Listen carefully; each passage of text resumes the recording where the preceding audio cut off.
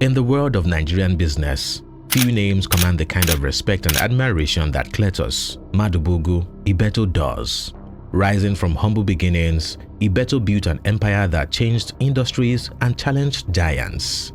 His daring moves in the cement business shook the market, even making Africa's richest man Aliko Dangote take notice and fight back. But behind the business wars lies the real story of a man who faced government battles, political traps, and personal struggles, yet refused to fall. This is the story of how Cletus Ibeto rose, fought, and survived, becoming the billionaire that even Dangote is afraid of. Before we dive fully into the story, please take a moment to like and subscribe to this channel. Also turn on the notification bell so you won't miss any of our future videos. Cletus Ibeto was born on November 6, 1952 in Nnewi, a town in Anambra State, southeastern Nigeria. Nnewi was known for producing wealthy traders and business owners, often called the Japan of Africa because of its strong trade spirit. However, Cletus was not born rich. His family was modest and life was hard. His parents believed more in trade than formal education. They understood that education was important, but in Nnewi, many believed that real wealth came from business. Cletus's father, for reasons best known to him, decided that Cletus, being 13-year-old at the time, should work as an apprentice to John Akamelu, a leading car spare part dealer in southeastern Nigeria. This early exposure to the world of commerce would later define Cletus Ibeto's life. However, his early life was not smooth. The Nigerian Civil War, also known as the Biafran War, broke out in 1967 and lasted until 1970.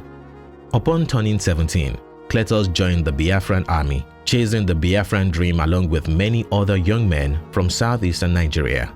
Despite the funding issued by the military, the war seemed to do a better job at hindering Cletus's plans rather than propel them. Even after facing the harsh realities the war brought, Ibeto was forced to restart his life without money or any prospects. With the little he had, he started trading again. His first business move was selling simple goods. These goods were sourced through his brother and from opportunities he identified in the post-war environment. He made profit as each goal Cletus set out to achieve got wider in scope. The enduring suspension on his dreams propelled Cletus to turn facing the rock-bottom life placed on him into boundless opportunities waiting to be seized. His determination to never give up got him to finally establish Ibeto Brothers Trading Company in 1976, along with the trading capital he possessed and the skills he acquired through subtler forms of education throughout his life. Eventually, he was able to pour that initial capital into diversifying his expanding business selling and importing motor spare parts. His sharp business mind, honesty, and dedication made his company stand out from others in the market. In the early 1980s, during President Shehu Shagari administration, the Nigerian government introduced a policy allowing imports without a license. Many businessmen missed this opportunity, but not Cletus Ibeto.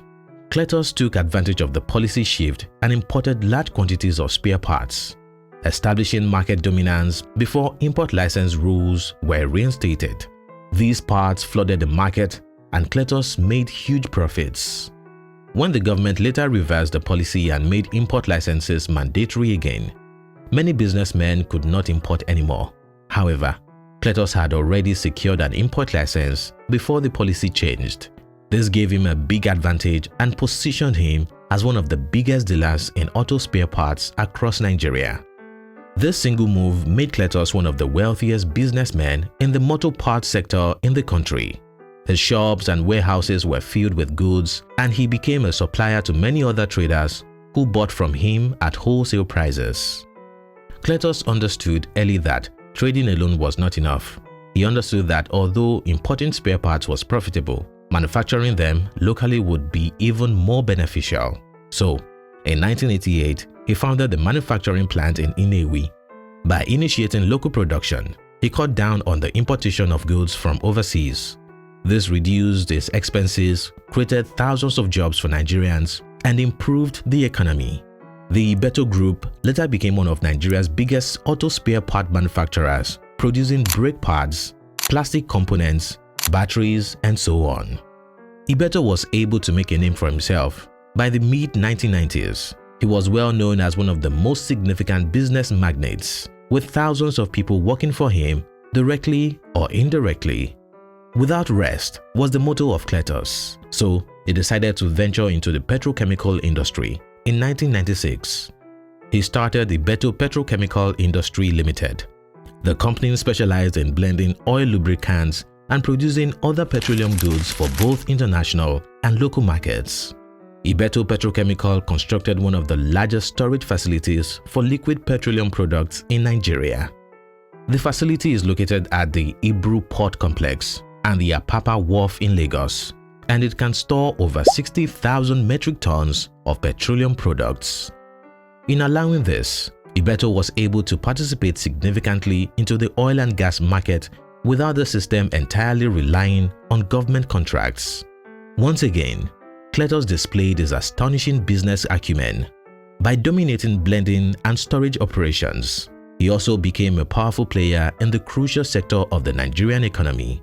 In 1997, the Ibeto Group diversified into cement production.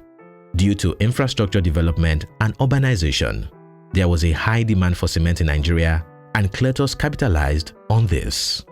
At first, he focused on importing bagged Portland cement into Nigeria. His company became a major supplier of high-quality cement products. His prices were competitive, and his brand quickly gained popularity. However, the Nigerian government later banned the importation of bagged cement in 2001 to encourage local production. Many importers were forced out of business, but Cletus Ibeto was already thinking ahead. In response to the ban, Cletus founded Ibeto Cement Company Limited in 2001. Operations began fully in 2005 at his bagging terminal located in Bundu Ama, Port Harcourt, Rivers State. The facility had a flat storage capacity of 50,000 metric tons and a bagging capacity of about 1.5 million tons per year. It had two production lines, one for bagging regular cement and another for loading bulk cement powder into tankers. Ibeto Cement quickly captured a good share of the Nigerian market. His brand was trusted, affordable, and widely available. Not satisfied with just bagging imported cement, Cletus decided to invest in local cement production. He acquired a controlling 60% stake in Nigeria Cement Company Limited, Nigercem, located in Nkalagu, Ebonyi State. Before this acquisition, Cletus Ibeto had achieved what many thought was impossible. His growth not only attracted customers, but also the attention of other players in the industry, most especially Aliko Dangote, Nigeria's richest man and owner of Dangote Cement. Before Ibeto Cement entered the market, Dangote Cement had dominated the Nigerian cement industry. His company controlled a large part of the market, and his influence over policies and regulations was strong. Dangote's cement was expensive because he had little competition, and most Nigerians had no choice but to buy at the set prices. When Ibeto Cement came in, everything started to change. Cletus imported high-quality cement at affordable prices. His brand was trusted, and soon builders, companies, and even government projects started buying from him instead of Dangote. Prices dropped across the market because of Ibeto's presence. Nigerians could now buy cement at more reasonable prices, and the monopoly Dangote enjoyed was threatened. This marked the beginning of a serious battle. The war was not just between businessmen, it quickly involved the government. In 2005, under President Olusegun Obasanjo's administration, the Nigerian government suddenly banned the importation of bagged cement. Only companies with local production plants were allowed to operate. Though Dangote had already established its plants in Nigeria, Ibeto was mainly importing and bagging at that time. This government decision heavily affected him. His terminals at Port Harcourt were sealed off by the federal government. Authorities accused him of not having the required approvals to import cement and began investigations into his business operations. Cletus Ibeto believed this action was targeted at him to kill competition and maintain Dangote's monopoly. For almost 2 years, Ibeto Cement terminals were shut down. His business suffered heavy losses. During this period, Ibeto fought legal battles against the Nigerian government. He insisted that his business had been operating legally and that he had followed all the necessary regulations. In 2007, he won a major legal victory. The Nigerian courts ruled that the government had no basis to seal his terminals and ordered that they should be reopened. This victory was a big moment for Cletus Ibeto. He resumed his cement business, but the damage had been done. His market share had dropped, and Dangote Cement had strengthened its grip on the industry. Even after reopening, Cletus faced challenges getting government support for his plans to expand and produce cement locally, especially his dream of reviving Nigerian. When he acquired majority shares in Nigerian, he planned to modernize the plant and restart full cement production locally.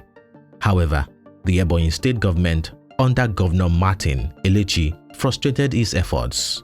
The government challenged Ibeto's ownership of the company, claiming that the privatization process was faulty. For years, the matter dragged on. Ibeto spent time and resources fighting both political and legal battles to retain his ownership. Meanwhile, the Nigerian plant remained non-functional, and the host communities who had hoped for jobs and development continued to suffer. In 2016, a peace agreement was reached. The state government, Ibeto Group, and host communities signed a deal allowing Ibeto to start rehabilitation work at the plant. Even so, work has been slow because of the damages caused by years of political fights and lack of full government cooperation. Cletus Ibeto had two major strengths that made Dangote and others fear him. Ibeto Cement was cheaper because he found ways to cut costs. This forced Dangote to lower his own prices whenever Ibeto was active in the market. Ibeto built relationships with major international manufacturers. He could source high-quality materials at better rates and deliver them efficiently. His merger with Century Petroleum Corporation in the US also gave him access to more global capital and influence. If not for the political obstacles he faced, many experts believe that Cletus Ibeto could have built an empire that would seriously challenge or even surpass Dangote's in the cement industry. In later years, Ibeto faced new challenges. In 2023, the EFCC attempted to arraign Cletus Ibeto on allegations related to a 4.8 billion naira fraud case involving a petrochemical company and alleged dealings with Dozie Oil and Gas Limited. However, his legal team strongly contested the charges and challenged the EFCC's procedures. The accusations did not primarily relate to bank transactions, rather they focused on what is regarded as a criminal breach of trust and fraudulent conversion, particularly concerning a business with supply contracts with another company. Cletus Ibeto continued to deny these accusations, maintaining that he was a target of cutthroat business competition and political maneuvering. His lawyers maintained that a big part of the issues raised were deliberately designed to damage his reputation. The EFCC, as of the start of 2024, was still on the mission to indict Ibeto. His team has made several objections and legal challenges that have been made to the process, which in turn oscillates to several delays. Many people in Nigeria continue to say that Ibeto has been made a victim of persecution solely due to his unassailable success and tribe. Beyond business life, Cletus Ibeto is known for leading a rather discreet and simple personal life, avoiding media frenzy for any other reason than business and philanthropic ventures. He, along with his wife and children, live directly away from public attention for safety and privacy purposes.